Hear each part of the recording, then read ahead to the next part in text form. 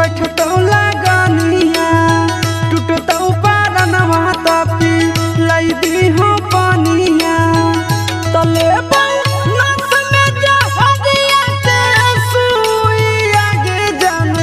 देखी हो तो धुइया लहर पानी भरई तो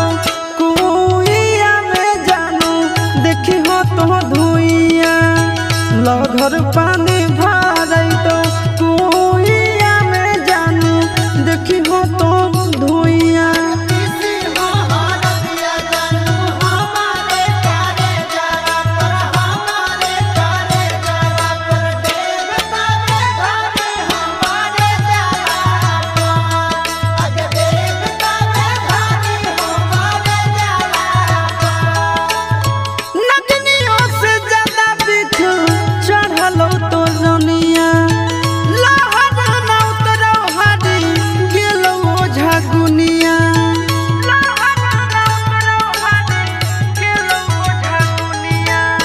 नगनियों से ज्यादा दिख चढ़ल तो रनिया